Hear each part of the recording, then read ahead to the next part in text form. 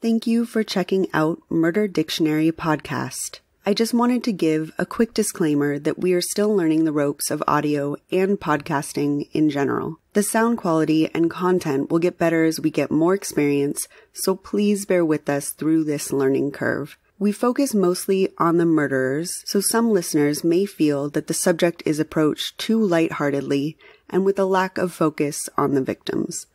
Although we want to be sensitive to that, we cannot help but focus on the details or facts that we find most fascinating. And for us, that is often the life of the murderer and the details of the crimes. We appreciate you checking us out and hope that you are also interested in the stories that we are intrigued enough by to explore. Check us out on Facebook, Instagram, and Twitter, and don't forget to subscribe on iTunes.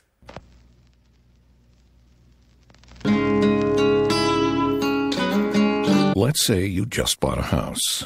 Bad news is, you're one step closer to becoming your parents. You'll proudly mow the lawn, ask if anybody noticed you mowed the lawn, tell people to stay off the lawn, compare it to your neighbor's lawn, and complain about having to mow the lawn again. Good news is, it's easy to bundle home and auto through Progressive and save on your car insurance, which, of course, will go right into the lawn. Progressive Casualty Insurance Company, affiliates, and other insurers. Discount not available in all states or situations.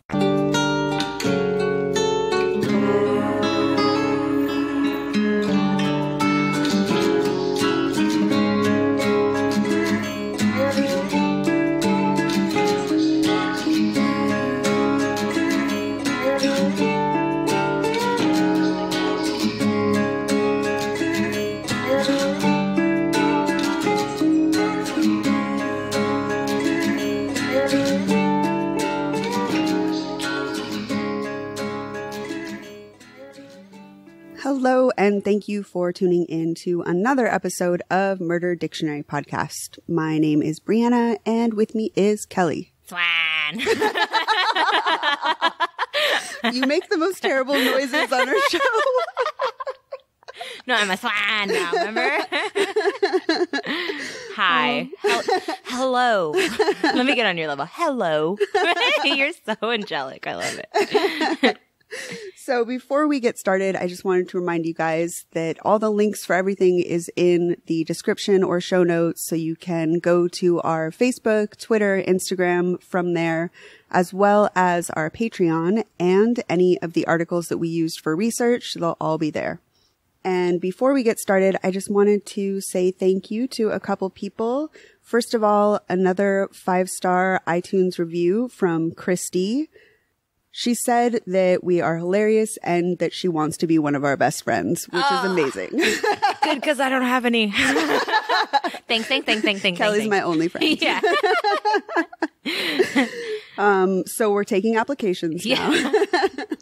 We're going to do our version of that show that Paris Hilton did when her and Nicole fell out. Do you remember that? She had a whole reality show where she's like, get me a new BFF, blah, blah, blah. Oh, yes. And then, okay, so we can do like trials too. Exactly. And little obstacle courses. The reason I remember that show is because Dirt Nasty was on it. Do you remember that? No, I don't, but now. He was on it, and one of the contestants, because he did interviews with all the contestants. He did the interviews? He smashed one of them. And he was like, oh, I know this girl. Oh, and by smashed, you mean fuck. Okay. Yeah. Cool. Okay, nice. Oh, shit, what a lucky girl. So we're going to do our version of that. Yeah. And hopefully Dirt Nasty can come interview everybody. Oh, my God. Only me. That's it. He can only interview me. You can interview your pussy. Yeah. We're going to have a pie eating contest. How bad do you want to be our best friend? Do you like apple pie? Can we watch you slowly, sensually eat one? So, all that said, yeah. Thanks. Thank you, Christy. Thank you so much. That means a lot to us. And we also wanted to thank another Patreon supporter named Maggie. Thank you so much for your contribution. You're awesome. Kelly's going to send you some goddamn panties. Yep. We're going to give you some Eskimo kisses. Butterfly kisses too. We appreciate you so much. And then one more thing that I wanted to mention, because we want to keep the shout outs really short, but we've never mentioned the fact that our theme song was made by Amy, who is awesome. So I wanted to say thank you to Amy because she's wonderful and we love her so much. Thanks, Amy. So one day I just approached her and I was just like, hey, I'm going to make a murder podcast. 1. 2, can you do a interpretation of Snoop Dogg's Murder Was the Case? But do it like, you know, a femme murder ballad kind of thing. And she was like, I got you, fam. Nailed it. So she did an amazing job with that. You guys should check her out. She is in a band called The Odd Bits. So you can look up The Odd Bits. They're on Instagram, Facebook, SoundCloud, everywhere. Look them up. They're awesome. And she's also at Dollar Store Vegan. So we wanted to give her some love. She has a great Instagram and Facebook. So check her out. She did a great job with our theme song. Yeah, she always finds really cool vegan stuff. You always tell me. Like, yeah, she's wonderful. It's fucking awesome. Yeah. A lot of cool vegan, like inexpensive, good deals, and she posts them. Yeah, recipes. And that's like oxymoronic, like a vegan and a cheap. Yeah, that's the point of her thing, is just showing how it's affordable. Yeah, you know? love it. She's doing a great job, and she's a great musician and singer, so check her out. And she likes Sublime. Like, I love her. She's a Sublime fan. So much. She also... She says that she was in a band that in high school they smoked so much weed that they turned into a Sublime cover band. Just happened. Which, you know, it happens. Yeah. You know? That's what weed does. Add weed and music and you get Sublime. It's powerful. Kelly is pretty much the number one Sublime fan, Yeah. so nobody could really take that spot. But, you know, Amy's a close second. So I think that's pretty much it. We can get started with some story time. Woo. So we are still on letter I, and we're doing part 2 of inheritance because I found the stories really fascinating. Yeah. So I'm going to do more. So there you have it. The end. So our first one is the Blackwell family. Oh, actually, I intended for you to do this one. Oh, yeah, me first? Oh, shit. Yeah, I'd like to say that you give me the easier stories with less, like, slobber, like, you know, drooling words and shit that I can't pronounce. Assess the drooliness of each story and then give you the one that's less drooly. I fucking hate my life. Okay. In 1982, Sydney Blackwell met Jacqueline in a suburb just north of Liverpool after Jacqueline had relocated to recover from a divorce. Sydney was in his late 40s and a wealthy executive who quickly fell in love with Jacqueline, who was an antique dealer. I mean, that's a sexy job. It sure is. The couple got married, but had difficult starting... Damn it. You're supposed to give me the easy one. The couple got married, but had difficulty starting a family. After 5 years of trying, they found out Jacqueline was pregnant at the age of 43. Her age and history of difficulty starting a family made the pregnancy risky, so the Blackwells were elated when, after a stressful pregnancy, she gave birth to a healthy baby boy in 1986. Brian was a quiet, intellectual child who enjoyed learning and usually kept to himself. He was naturally quiet and shy, but he was also isolated by his overprotective parents that allowed him very little time for fun. Because of the difficulty they had starting a family, Sydney and Jacqueline were very protective and overbearing with their son. This is a thing that nobody really talks about. When you have difficulty starting a family and there's like a history of miscarriage or trouble conceiving, there's so much grief that goes into that. Mm-hmm. You have trouble parenting the way that other parents would. So you're super overprotective, you know? Yeah, I would imagine there's like an anxiety about losing that or just like losing your son or something going wrong because it was so hard to conceive them. Yeah. So. And it's really striking to me the kind of mother she turned into as a result of that. I don't get what the big deal is about having someone be your seed though. Like you could just adopt a kid. Yeah, I don't get it either. People are too hung up on their genetics. Yeah, That's crazy. I get it's all I know that, you know, my uterus is filled with poison, so I am definitely Yours is poison, mine is gold. Or platinum. My baby's gonna come out just fucking golden, just covered in gold, just bright as fuck, beautiful. My kid's just gonna be yelling right when it comes out. It's gonna be drunk for some reason, smoking weed. You're gonna have the loudest, most obnoxious kid. All right, I'm adopting.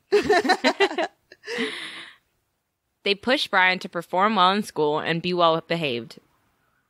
Neighbors and friends were all impressed by Brian, which was clearly the goal for the Blackwells. Brian's parents used him as an extension of themselves and their image of perfection. Sydney and Jacqueline wanted to be perceived positively, so they had extremely high standards for their son. I think all parents do that too. They like really just try and mold you into the most perfect. Yeah. I think it's a little bit more extreme for them because of the difficulty they had. Yeah. But yeah, that's like the purpose of a parent, is to show you how to be the best version of you, you know? My parents did that to me. They had really high standards. Yeah. And I was like, oh, I'm going to just be really, really great at school. That's it. See, I was fine until then. And then I noticed when it became hypocritical, I'm like, wait a minute, you smoke weed. You do this. You guys. And then my dad would always just come back with that, what is it? Do as I say, not as I do. Oh, yeah, no, fuck that. Fuck. You can't parent like that. That's terrible. Yeah. I mean, I did really, really well until I just kind of snapped and was like, oh, yeah, I don't want to do anything anymore. Yeah. I just want to get high all the time. Yeah, me too. My dad always used to tell me children should be seen, not heard. Oh, God. Yeah, I heard that one a lot. I mean, I don't know. It pushes you. Yeah, I should be quiet then, Dad. Okay. It just, I don't know. High standards are ultimately, I think, a good thing as long as the parents are consistent and not doing that, like, do as I say, not as I do thing. I don't think that's healthy, but it's a good thing to set high standards and push them to be like academic and have a lot of activities and, you know, but I agree. I don't know. I think that, again, my philosophy, you have to be a murderer to murder someone. So it's like, maybe you and I did drugs, but this guy murdered. Yeah, you know? True. As Brian became older, he became a skilled tennis player. Again with the tennis. We're going to take a stand. Fuck tennis players. Over. No tennis. Golf can't come either. No, fuck golf. No fucking way. Or what is badminton too? Can't come either. No, hell no. Nope. Anything with a green court can't come. Yeah. We might consider swimming. Because Michael Phelps smoked weed. And he's the greatest person alive. As Brian became older, he became a skilled tennis player and exhibited an aptitude for science. The Blackwells took every opportunity to tell people that he would not only be a doctor, but that he would become a skilled surgeon. My dad did the same fucking thing. Really? Same thing. I told him I wanted to be a brain surgeon at like 8, and he held me to that. I told him I wanted to be a marine biologist when I was 14. He's like, no, you can't make money doing that. Yeah. You were going to be a brain surgeon. Oh. Don't ever do that. I never said anything that I wanted to do. Really? I'm all about lowering people's expectations. That's been my thing my entire life. Like, I just want to be a weirdo, and then you expect nothing of me. Then when I'm successful or like do things right or I'm a good person, you're just like, oh, damn. It's brilliant. Super impressed. Yeah. That's my tactic. That's like how I don't wear makeup most of the time, and then I look like shit. So if people know I look like shit, and then I put on makeup, they're like, oh my God, girl. Look at you all. Look who cleans up well. Hello, nurse. Yeah.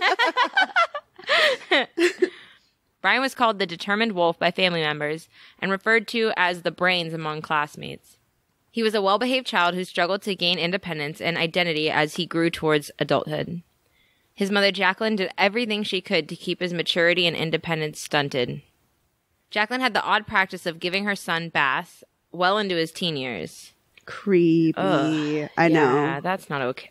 Nope. No, that's really... Well, what kind of baths? Like, no, I mean, no, it's just those kind of baths. Oh, no. Yeah, really fucked up. She would inappropriately participate in bathing her son, then dress him in the morning in outfits she had picked out. Brian was uncomfortable with this, but seemingly just bottled up his anger and disgust for what she was doing to him. He went to expensive private schools with high academic standards. Classmates and teachers said that school came easy to him. The Blackwells demanded excellence from their son and expected him to be perfect at all times. By all accounts, Sydney and Jacqueline were very strict with their son. He was an overachiever in his studies and extracurricular activities, which his parents fueled by allowing him very little time with friends. After school and on weekends, he was expected to be home studying. Again, this was me, but I think it was more because I was bullied.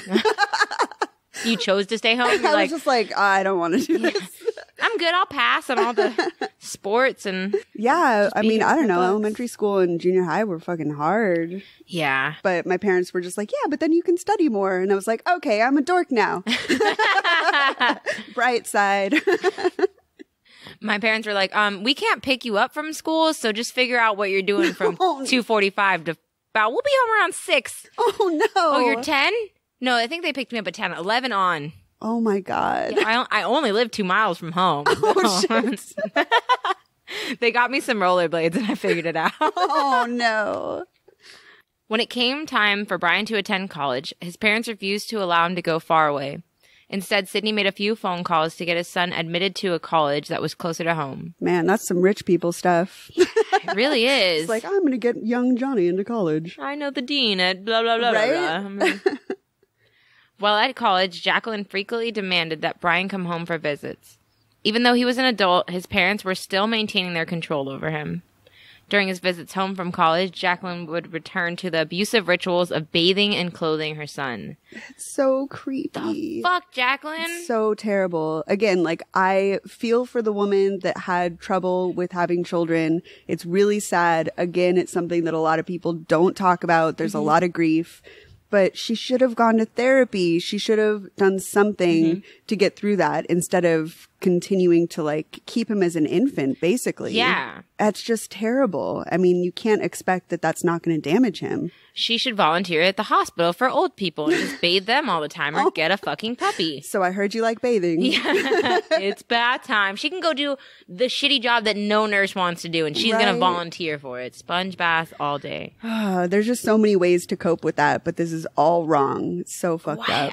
And I hate to blame, but like I mean, I guess it's just ritual. Yeah, I would just be like, we don't do that at college. I'm good, Mom. I'm actually getting really used to showers. So I can do it like a big boy now. Yeah.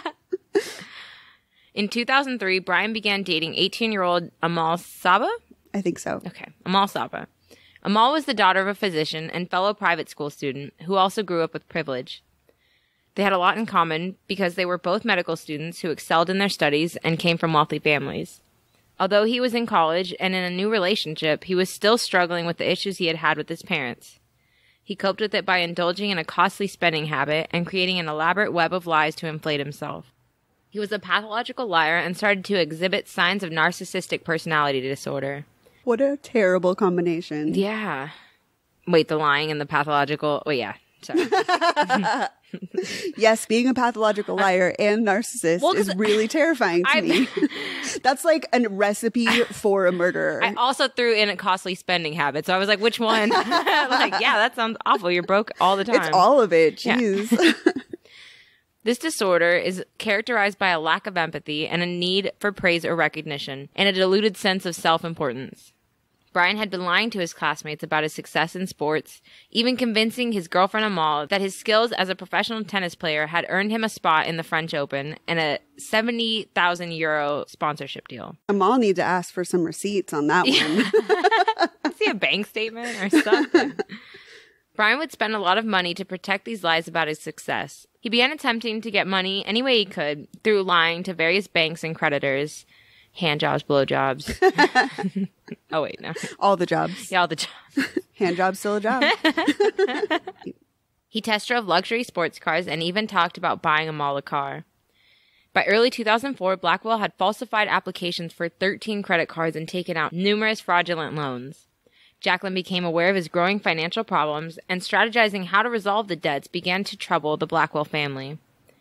Over the next few months, Brian's spending and pathological lies began to descend into a downward spiral. In April, Brian announced to Amal that he was doing so well that he needed a manager and wished to hire her for the position. He wrote Amal a £39,000 check as an advance on her salary to begin managing him. At the time, he only had £9 in his account.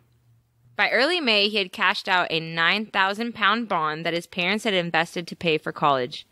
Brian used the bond money to buy Amal a car. No wonder she's not asking for receipts. I got a car, I got a fucking $39,000 check, £39,000.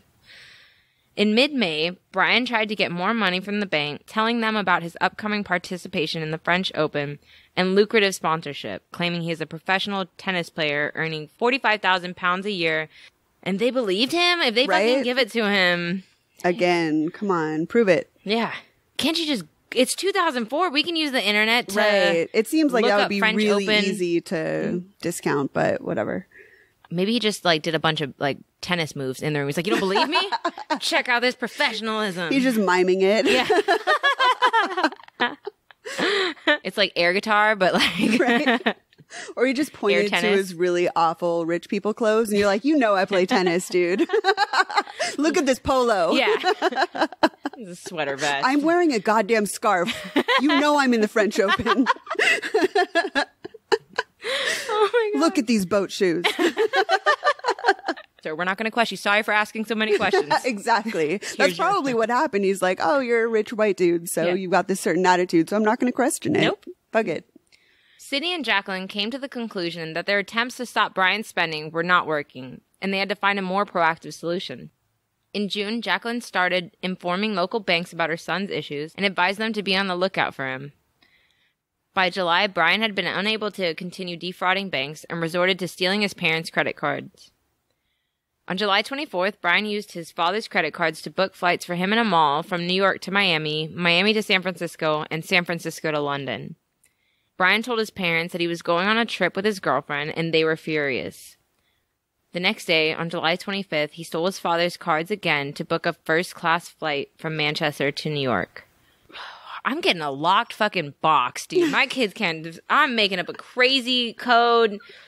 I'm not even going to have credit cards. I mean, I was thinking the opposite. I need to go be adopted by rich people. I want to go on a goddamn vacation. I don't think there's an age limit on getting adopted, so I think you're cool. Exactly. Yeah.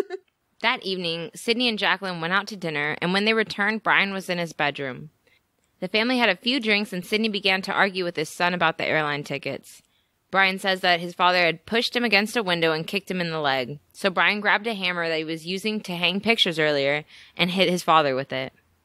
However, forensics show that 72-year-old Sydney was simply sitting in an armchair when Brian attacked him with a hammer. Sydney had reached for the window upon the initial attack in a possible unsuccessful attempt to escape. Oh, that's so sad. He was going to go out the window? Yeah. Oh. It looks like it. Meh. When Jacqueline first witnessed the attack, she went to the kitchen and grabbed a 10-inch carving knife. Brian claimed that in self-defense, he had wrestled the knife away from her and turned the knife on his mother. However, he would go on to stab his mother over 20 times and his father over 30 times.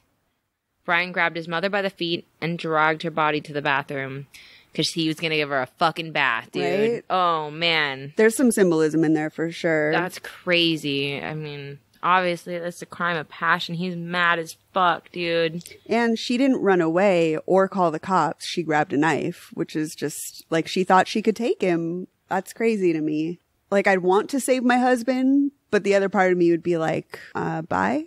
Yeah, you know, like, I gotta save myself, call the cops, get someone here to help. You know? I mean, it sucks. I thought grabbing a knife is a good idea, but just to defend yourself and run to go get help or. But she's an elderly woman. Well, you know, she's like 60 and she's not going to outrun him or outpower him and stab him. I just don't think that it was likely that that would have worked out. Yeah. But in the moment, that's of course not how you're able to think because you're in a crisis, you know? Yeah. You just want to defend yourself. Right. Save your husband. Brian says that he was shocked at what he had done and expected them to survive, even attempting to have a conversation with his father as he lay dying. Crazy. You stabbed them a lot. 20 like and 30 so many times. Stabs. Yeah. Oh, they're going to be fine. He's going to wake up any moment. Right. Like, snap out of it, Pops. Yeah. Walk it off, Dad. Walk it off. Okay, lay it off. Brian said, I spoke to him for a bit and told him I still loved him. I think he moved his hand slightly. He kind of collapsed. I sat in the corner by the TV. I couldn't believe what I'd done. I expected them to go to the hospital. I couldn't believe that someone would have died so easily. That's not easily. Yeah, 50 stabbings and some hammer action is definitely not easily, bro. Brian is oh my God. And you didn't even call the cops, did you? Oh, we'll find out. Nope. Like, what do you mean? I thought they were going to go to the hospital. Then maybe you should call some emergency services. Exactly. 999, motherfucker. Yep. Brian then cleaned himself up, left the house, and met up with Amal for their U.S. vacation as though nothing had happened. Again, that really scary part of just being with someone who had just done something fucked up. Yes. Terrifying. On July 26th, Brian and Amal checked into the presidential suite at New York's Plaza Hotel for a 3-night stay totaling £3,900. Brian was claiming that this was a business trip with his manager, but it became clear that they were simply on a luxury vacation. Over the next few weeks, Amal and Brian traveled across the U.S. and Caribbean before returning to the U.K. Brian was spending excessively on the most luxurious hotels, 5-star restaurants, and expensive outings. By the time they returned to the UK on August 12th, Brian had spent approximately £30,000. I mean, live it up at that point. Yeah, of you course might as he's well. just going to the max. That's crazy. I really hate this guy so I much. know, right? These fucking rich kids are awful, dude. But, I wonder how much pastel clothing he bought. oh my God. Ugh. When the couple returned home, Brian claimed that he was locked out of his house because his parents had left on vacation to Mallorca, and he did not have his keys. Amal and Brian told her parents that he was locked out, and her parents agreed to let Brian stay with them. 1 week later, Brian found out he had earned A's in math, chemistry, biology, and Spanish, earning him acceptance to study medicine at Nottingham University in the coming school year. Weeks passed, and the Saba family became suspicious about Brian staying with them, but didn't confront him. Obviously, these parents don't have, like, jobs or anywhere to be, any social clubs. His parents, you mean? Yeah, because they were retired. Yeah, but they don't have anyone that fucking calls them. I like, know. My dad calls my Nana every day. Like, someone's got to call. That's one of my worst fears, dude. That no one that even I would die notices. and nobody would notice. Oh, I'd notice. I'm like, why haven't we done a podcast this week? Why is she not responding to my memes? They're perfect. That shit was fire. Get back to me, dog. She's fucking murdered.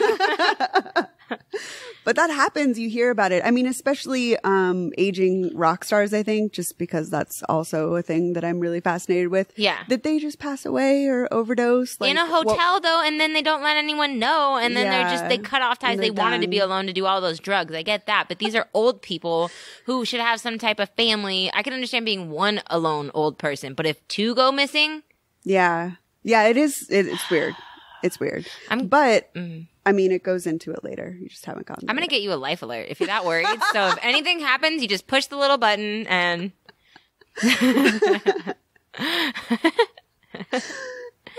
Amy's grandma has a life alert. Oh, cool. And I've seen her drink a little bit on multiple occasions and call life alert. And like chat the operators up. I just wanted to talk. It's kind of a fun game we play. We go to her house and she's like, I want to call life alert. No. And then we watch her kind of, not prank call, but just kind of That's amazing. keep them on the phone. Like, so what's wrong here, ma'am? There's probably another person, like an old person dying at the time that she's Oh my God. You're taking up airspace. I'm cutting this out. No, it's so good. It is funny because anytime an older person plays a prank. Right? And she's like 4 feet tall, so everything she does is kind of adorable and pixie-like. There used to be a customer at work or whatever that would say, and he actually passed away or whatever. He's an old man that was a customer here for years or whatever. And he said that he used to go to the grocery store and specifically pay with pennies and count them out just to piss people off. Like, that's brilliant. It's so good. I was like, I'm gonna do that. I'd be so mad. Yeah. I'm always in a hurry. Yeah. Like, this is LA. You know how people are. People suck. They're always in a rush. Now we got a self-checkout lane, so it's right? so good. So they're only pissing off like the other douchey person that has 1,000 items in their cart behind them. So I think that's or a million great. coupons. Yeah. Fuck. At first, neighbors didn't think much of not seeing the Blackwell family around the neighborhood. Sydney and Jacqueline were both retired, and they had been known to frequently vacation in Spain. Okay, so they were gone a lot. Okay, exactly. That makes sense. I was like, you're talking about something that's about to come up. Shit. Neighbors just believed that the Blackwells were away on holiday until they started noticing a smell coming from the house. Did they notice that walking by, or like they opened one of their windows or something, and then it just... That has to smell so bad. So they didn't find them for a while. Yeah, it was many weeks. Oh my God. Yeah. A concerned neighbor called the police on September 5th, at which point officers broke down the door and discovered that Sydney and Jacqueline Blackwell had been murdered. Detectives recovered there being so much blood on the walls that they initially believed the victims had been shot. No, they just got stabbed like 30 times. A million times. Yeah. And the hammer. I think that's most of the spatter that they're accounting for. Oh, yeah. Yeah. Rough. It took further investigation to reveal the murder weapons to be a knife and hammer. A few hours later, they found Brian at the Saba family house. In Brian's possession was a gym bag containing the rubber grip of a hammer and the handle of a knife. Again. Just stupid, stupid, stupid. Not just stupid, but subconsciously wanting to get caught. Yeah. But my question was, you only have the handles. So to me, that said either you purposely broke them off or that the attack was so gnarly that you broke the murder weapons. Yeah, while doing it because you stabbed them a million fucking times. Have you ever broken the head off a hammer? Never. I have. Doing what? I mean, you know, my dad's a contractor. Like, I've just built a lot of shit and I've seen a hammer break before. Really? Yeah, they get old. But I'm thinking I never. This takes a lot to really break a hammer. Yeah, you have to really be. That's fucked up. Damn, That's dude. really messed up. I've never seen a hammer break. Now I got to see that. Now I got to YouTube it or something. I mean, I pretty much grew up on construction sites. That was my summer camp. I hated being around other kids because I was bullied when I was really young. Mm-hmm. And so I was like, oh, instead of going to camp, I'm going to go to work with my dad. That was a thing. So we just, you know. That sounds so much better. I built houses. I got bullied at camp. I was stuck at camp. It sucks, right? Summer camp is the fucking worst. It's way better than having my older brothers and sister watch me because that was way worse. Yeah. No, terrible. But yeah, I'd spent a lot of time on the construction sites. If there was nothing to do, my dad would tell me to go pick up nails. And he would make it seem like it was the most important job ever because he was like, the nails pop the tires of the work trucks and it's really important for you to pick up all the nails. You're going to save a lot of people, blah, blah, blah. And yeah, it was Saving really lives. awesome. But now I know how to do a lot of shit. Yeah. You know? So I can do a lot of building IKEA furniture. I can. I have two things at my house that need to be built. Girl, I got you. Oh, yes. It's just the directions I don't like. It's not really like the doing it. I'm just, there's 4 different languages and I know I should pick English, but then I just get sidetracked. And we all know you can't speak English well. Shouldn't you be able to speak Spanish being on construction sites perfectly? Like, especially because I'm half Mexican. Yeah, there is that. But I understand Spanish. I just don't speak it. Oh. You know, because I live in a constant state of shame. So I know my accent is really bad. So I don't speak Spanish. That's it. Yeah. I like to say carne asada, tacos. That's all you need to know. Favor. Yeah. Oh my God. It's worse when my dad tries to speak Spanish. I don't want to hear that. It's so funny. I mean, he understands a little bit, but he adds his own accent, which is unbelievable. Dad, knock it off. Do you know any of the characters in the Three Amigos? Like any of the El Guapo? That's how my dad speaks Spanish. Oh my God. Wow. It's pretty good. I wish I had those kind of balls. I'm just like, I know I can't do this right, so I'm not going to do it. Yeah. Oh, man. When the items were discovered, Brian was taken in for questioning. Initially, Brian denied everything and declared he had no knowledge of what had occurred in his family's home and could not answer why he had part of a knife and hammer with him. After 2 days of questioning, he started telling a different story. Brian began claiming that he had acted in self-defense, saying his father had attacked him first. Then, when his mother came after him with a knife, he had no choice but to turn it on her. Of course, the 50 knife wounds and blunt force trauma overkill did not support this. When pushed to explain his actions, Blackwell told detectives he had blanked out during the attack on his parents and was not aware of how much money he had spent. Police were originally operating on the theory that Brian was pushed too hard by his parents to perform at school. It became clear, though, that Brian took to his studies quite naturally, and academic achievements came easily to him. The theory revolving around his school performance was quickly discounted when detectives discovered his issues with spending and financial fraud. Blackwell was charged with second-degree murder for the slaying of both of his parents. However, Brian and his legal team decided to seek a plea. Brian pled guilty to the lesser charge of manslaughter on the grounds of diminished responsibility. What? Brian's lawyers asserted that the murders had occurred during an episode of narcissistic rage. This is why I'm terrified. Oh, man. That's a terrible combination of narcissism, terrible upbringing and sexual abuse, plus pathological lying. Yeah. It's just like a powder keg. Any one of those things, or if it's all treated, of course, like wouldn't result in that. But all of those things together with no help, no treatment, nothing, of course this is going to happen. Exactly. I just didn't know that an episode of narcissistic rage could get you a lesser fucking, like, it's just crazy. That's the first time it was used, but you'll read that later. Oh, okay. This means that during Brian's attempt to complete one of his narcissistic-based fantasies, his parents had interrupted and threatened to prevent him from accomplishing his plan. So he entered an uncontrollable rage state in which he could not be fully in control of his actions. The team of 5 psychiatrists who examined Brian during the case agreed unanimously that Brian had NPD and was obsessed with maintaining this image of success and power at all costs. A statement from Brian Blackwell was read by his lawyer in court while he wept at the defense table. Brian expressed his remorse and said he missed his parents more than anything in the world. He added, "The guilt will punish and haunt me for 24 hours a day for the rest of my life." Brian Blackwell was sentenced to life in prison on June 29, 2005. That sucks. Yeah, that's a terrible one. I mean, all around, I mean, he was abused, of course, but again, it's just this terrible combination of untreated disorders and struggles that he wasn't held accountable for, he wasn't treated for, and of course, something terrible happened. And it's crazy because if he would have just stuck to his studies and gone to be a doctor, I mean, you can be so a narcissist. Successful. Yeah, exactly. I feel like all doctors kind of have that. Yeah. I mean, not all of them, but a lot of them are very narcissistic and just big-headed. And I mean, you have tons of money to blow, so you could have been doing everything you were like stealing and taking from your parents. You could have done that. I mean, right. Yeah, he could have gone on to be really wealthy and successful and have a great practice, but that couldn't happen. His wife could have been bathing him.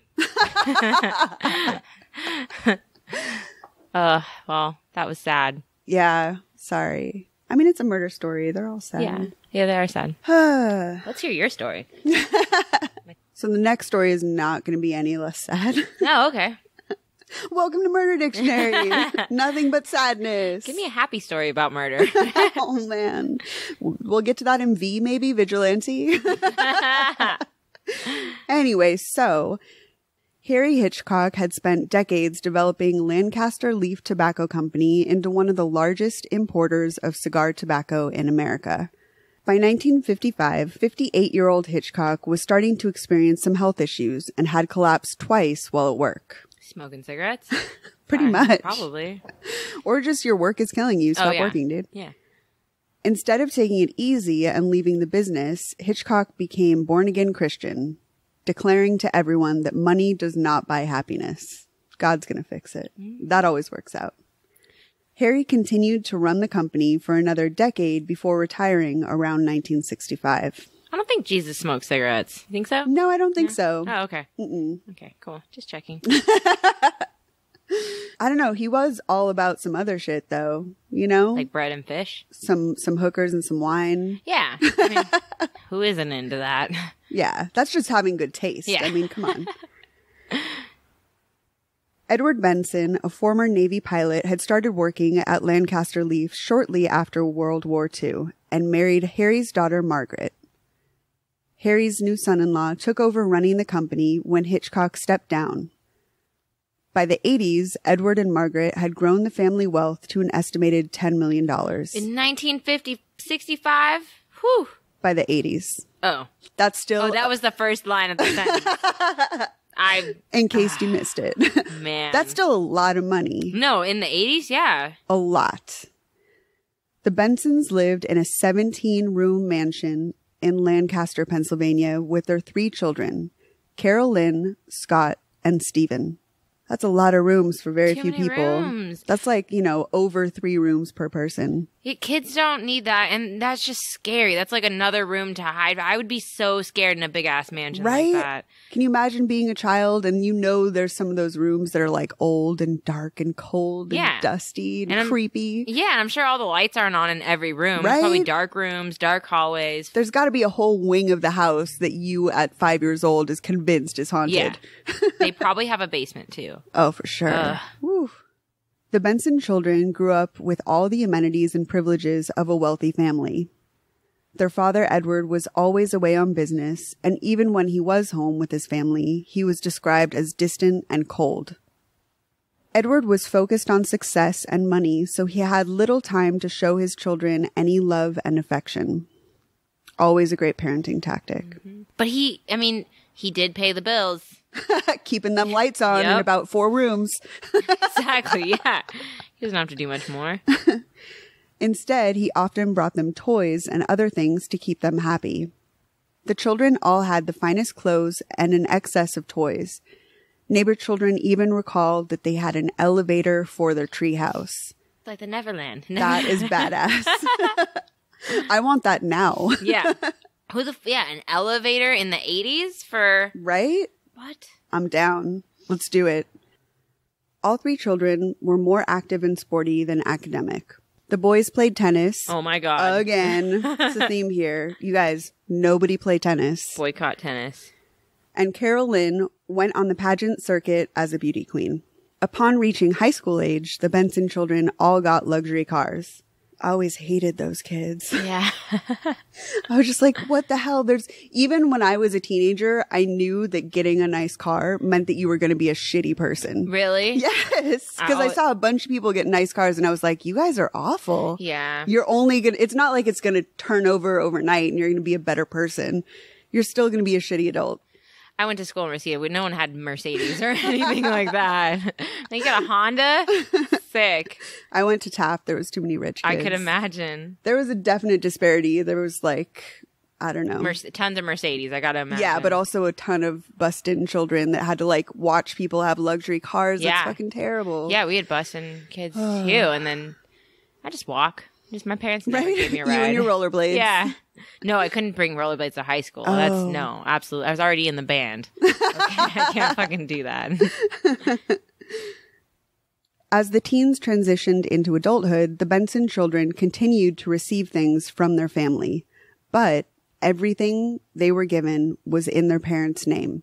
They didn't own anything in their name. It became clear that this was a controlling maneuver on the part of their parents, with the implication that if they didn't behave, their things would be taken away. And they signed their death warrant, pretty much. Right? The Benson children lived with the knowledge that they could be financially cut off at any time if they did not do what their parents wished. The deep family secret that nobody discussed was that Scott was actually Carol Lynn's son, but only his parents and siblings knew that. Carol Lynn had become pregnant very young, and instead of raising Scott, Margaret and Edward adopted him without telling Scott or anyone outside the immediate family. Margaret and Edward spoiled Scott, and this began to cause a rift in the family. Steven had a particularly hard time accepting Scott as his brother. The boys fought a lot, and Steven resented the extra attention Scott received. This resentment only deepened as Scott pursued his education and business ventures, while Scott chose to just spend his parents' money and party all the time. My girl wants to party all the time. That's exactly what I was thinking. Scotty likes to party all the time. Party all the time. Murder all the time. I typed that out singing Eddie Murphy in my head. So good.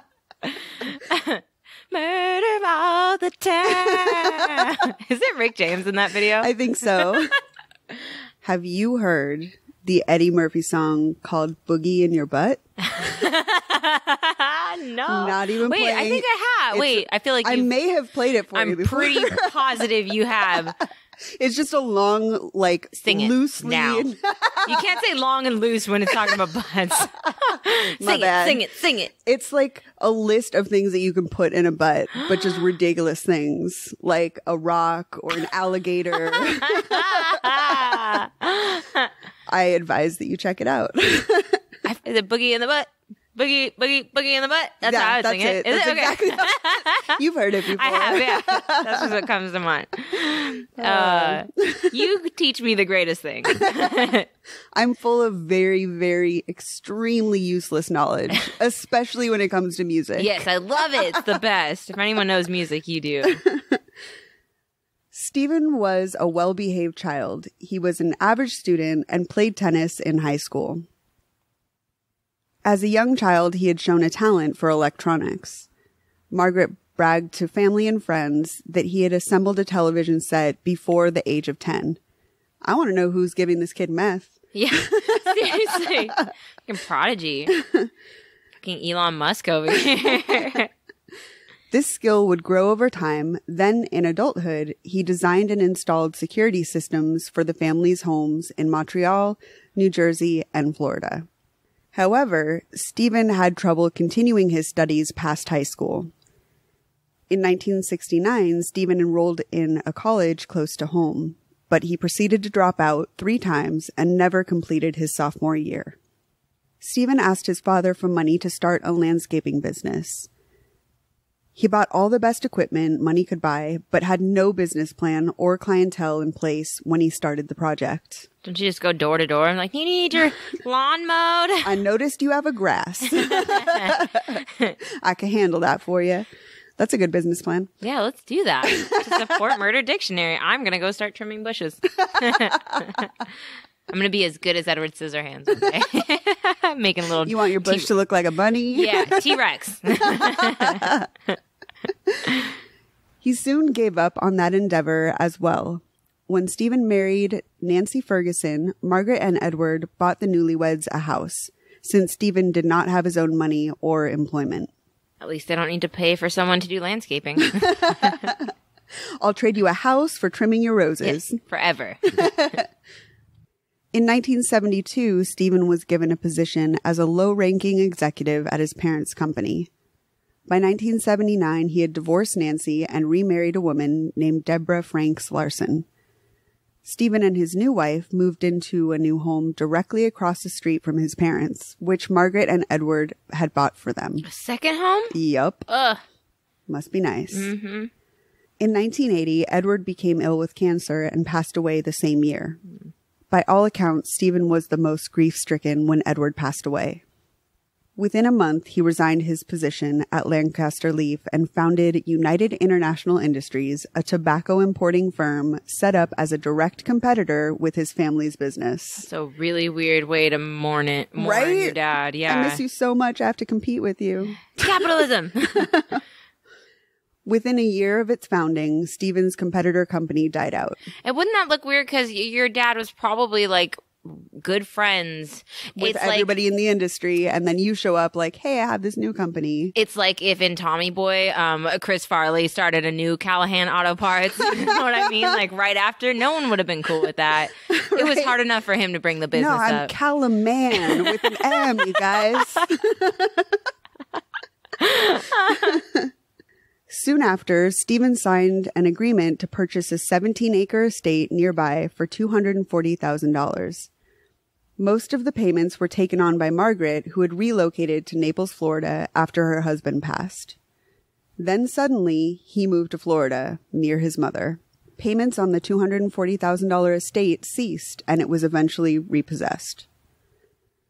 When Steven moved to Naples, Margaret Benson was busy putting the final touches on her new $475,000 waterfront home with gold doorknobs, statues, and an Olympic-sized swimming pool. Seriously, my dream home right there. Anything with an Olympic-sized pool, gold doorknob. I mean, we can leave out the statues. We can put some sharks in there. Yeah. I want a shark tank. Scott was living in his mother's new luxury estate and taking full advantage of the situation. Scott had an allowance of $7,000 a month, which was supposed to give him the opportunity to train and practice tennis because he wanted to become a pro tennis player. Instead, he used the money to buy drugs for himself and his girlfriend, who was a stripper. Not to the stripper part, but just to... Oh, we all know your feelings on strippers, bro. We weren't concerned about your disrespect to strippers. We know you respect them. And we all know your history as a striper in the hospital. So you're all about strippers. I'm all about stripers. Yeah. Scott got nitrous oxide delivered to the house the way some families got milk deliveries. That's fucking awesome. And he developed a crippling addiction. Oh, man, that shit's addicting. Not awesome. Just as addicting as cocaine. It is fun. Yeah, no, it's more addicting than cigarettes, almost as addicting as cocaine. I just see everyone that does that stuff and they're so brain dead that I'm like, that's not a thing I want to fuck with. Yeah. Thanks for calling me brain dead. No. I'm just kidding. You know what I mean. No, like, yeah. You see the people that do it all the time and you're that just come like, in for whippets. Yeah. I mean, I just mean it's addicting in the sense where there's no cap on it. When one's done, you have to keep doing the next till like it won't stop. Like you just keep buying them and there's no end. So. That's not something I can fuck with. No, and I wish, how the hell do you get it delivered? What website? There's no Silk Roads in 1980. Right? 2, 3, whatever this is. I know. When you're rich, you can make anything happen. Oh, money. In his teens, Scott developed a cocaine habit, and by 1983, he had been named as the defendant in a paternity suit. Scott got a large attack dog for the house, which he did not take care of. That's a cocaine talking. When Margaret ordered him to get rid of the dog, he assaulted both her and Carol Lynn. The whole family was furious, and he was admitted to drug treatment soon after this incident. Steven often stepped in when Scott got out of control, and family friends say Margaret was afraid of Scott. Carol Lynn would go on to say she was afraid of Scott as well. Those that knew the family recall Steven and Scott as opposites. A family friend describes Steven as, quote, a loving son who took over when his father died. He never said a cross word to anyone and was the peacemaker. He only got angry when Scott abused his mother. Eventually, Scott was hospitalized under a Florida statute requiring the institutionalization of people who are suicidal, homicidal, or unable to care for themselves. Drug treatment and the hospitalization did nothing to slow down Scott's addiction or violent behavior. Although many viewed Steven in a positive light as the peacemaker of the family, some viewed him as slightly unstable as well. He began distancing himself from the family and forbid Margaret from calling his home or seeing her 3 grandchildren. Yet at the same time he was emotionally cutting off his mother, he was also borrowing her money to finance his new venture called Meridian World Group. It's familiar. It reminds me of Prestige Worldwide. wide. You can't fucking ignore your mom and then borrow like, money. Hey, can I have some money? Yeah, let me just borrow some of that. That's just messed up. Yeah, what a dick.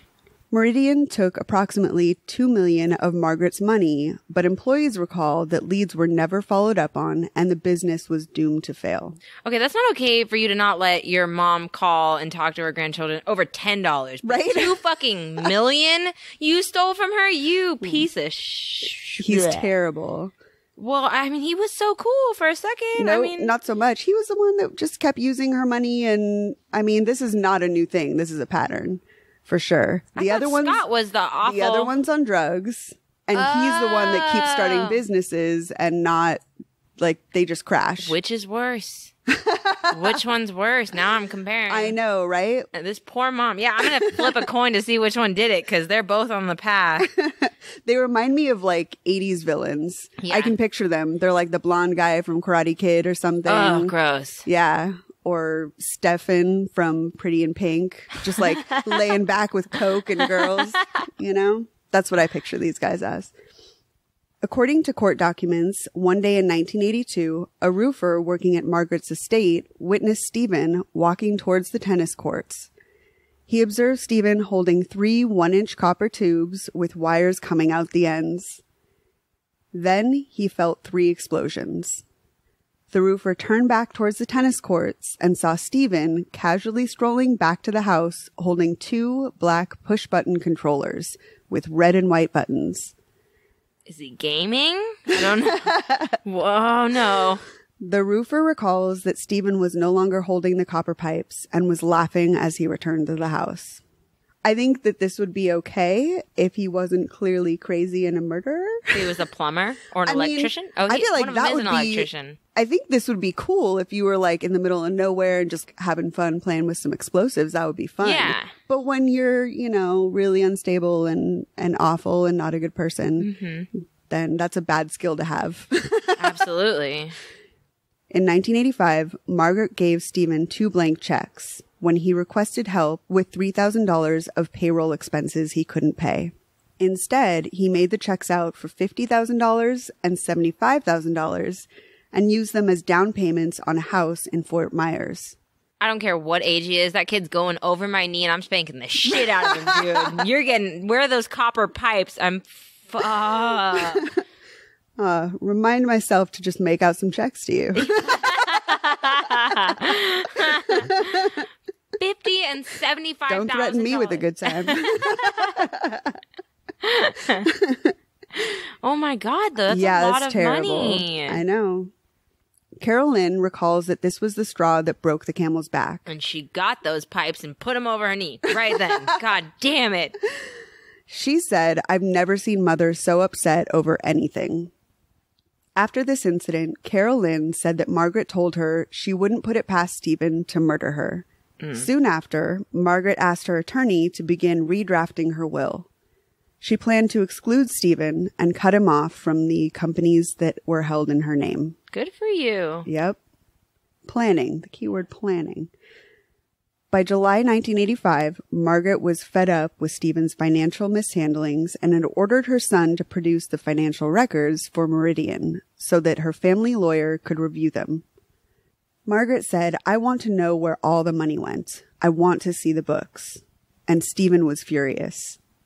His brother Scott had been abusive, violent, and wasting the family fortune with no attempts to work at all, so Steven was resentful that his mother was holding him accountable, but not Scott. That's true. Yeah.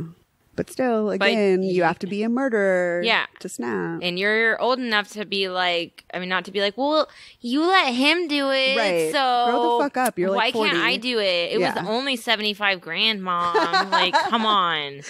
Scott's in rehab, Mom. Ugh. How immature do you have to be? How stunted does your emotional growth have to be for you to be that petty? At least I'm not on drugs, Mom. Like, ugh. Yeah, you can hear his tone. And he's probably on the tennis court playing while he's doing that shit too. All of them are. Fuck it. I fucking hate them.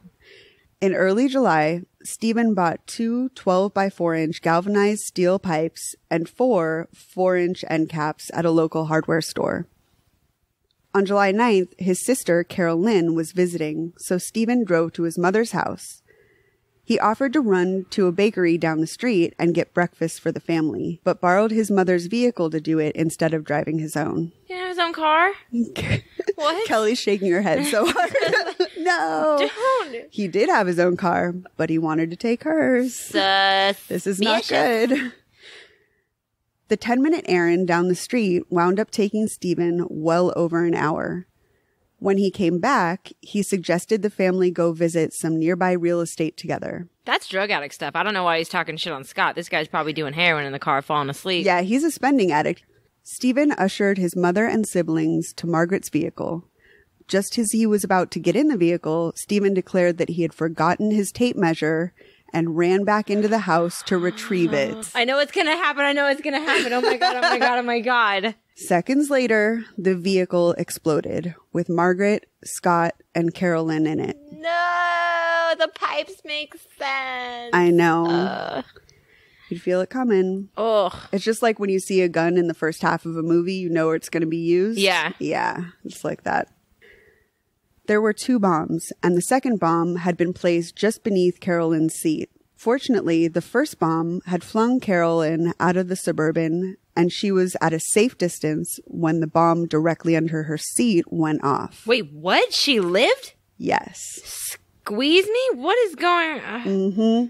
Oh, man. Carol Lynn recalls, "I felt as if I was lying in a tunnel, and there was this orange thing all around me. It was horrible.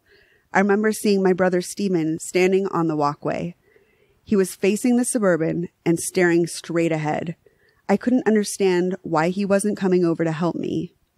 Witnesses that were inside the house at the time of the explosion recall that Steven ran back into the house screaming, oh my God, call an ambulance." I thought they liked Carolyn. Like, wouldn't they have just been, oh, he wanted all the money to himself. Yeah, that's exactly. selfish. He was taking everybody out. Oh, man. I honestly thought it was going to be Scott. That's why you don't assume things.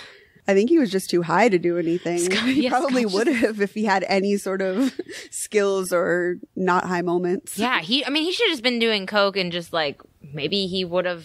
He should have done more drugs like his brother. It would have calmed him the fuck down. Yeah, maybe. I mean, he was on coke and whippets, so maybe he would have. I don't know. Dude, I don't know. Let's not even. No. The first officers at the scene recall Steven being emotionless about the explosions and loss of his family members. While police and EMTs were working on the scene, Steven was inside the house making telephone calls and going about his business. An officer recalls he was calm as a cucumber. What? Yeah, he was talking to one of his associates. The phrase, "How much did we make yesterday?" sticks in my head. That seemed more important to him than his family lying all over the golf course. They golfed and played tennis? No wonder this happened. Oh my God. But how Golfing and tennis are deadly. How calm is a cucumber? I don't know. That's the phrase, like a saying, an expression. What It state? is. What country? Everywhere. You haven't heard that before? It's cool as a cucumber, calm as a cucumber. What? Not all I of us didn't are using understand those as dildos, dude. And your experience with them should let you know how cool it is. Yeah. He's as big as a cucumber. That's what I hear more. Oh, man. I don't calm as a cucumber. What? I mean, I've heard like he's as cool as a polar bear's toenails. That makes fucking sense. That does Cucumbers make sense. they're vegetables. Okay? Or fruit. I don't know which one. Go ahead. The bombs killed 63-year-old Margaret Benson and 21-year-old Scott. 40-year-old Carol Lynn survived, but was badly injured and disfigured. Steven and his 89-year-old grandfather, Harry Hitchcock, attended the funeral together. Steven wept during the service, then asked his grandfather if he could borrow $20,000. At the service? Yes. You shitty person. Yes, he's awful. Hitchcock agreed to lend him the money. A family friend who attended the funeral recalls that in a conversation at the memorial service, Steven told him he knew how to make bombs from learning about explosives years earlier. No shame. Oh, man. I know. Such a burn. Burn. After weeks of investigation, detectives discovered Steven's prints on a receipt for the bomb-making supplies, and a warrant was issued for his arrest. On August 22nd, police arrested Steven. At the time of his arrest, Steven was still driving around his white van that had been parked next to his mother's Suburban when it exploded. Steven had not washed his van since the explosion and was still driving the vehicle even though it had his mother's blood splatter all over it. Oh my God, dude. Yeah. Yeah. You don't even want to take it to one of those like shitty car washes where you can just... The drive-through one at the gas station? Like, Yeah. It's not even difficult, dude. He's just being, he's just Disgusting? bragging. Yeah, disgusting. Yeah, that Awful? too. Yeah. Steven was charged with 2 counts of homicide and 1 of attempted murder. When he was interrogated, detectives say he offered up no information. He did talk about how sad he would be not to have his mom around on Mother's Day. An interrogating detective said, "We were trying to get some emotion out of him, but there was none. He just ignored it." Eventually, Steven stopped answering questions altogether and invoked his right to an attorney. Lawyer up. This dude listened to Kelly. Yep. Harry Hitchcock asked the judge to hold his grandson without bond, stating anyone capable of murdering his mother for money is capable of murdering his grandfather for the same reason. Margaret's sister, Janet Murphy, said she was not shocked by the charges. She said, "You had to know Steven. He was different."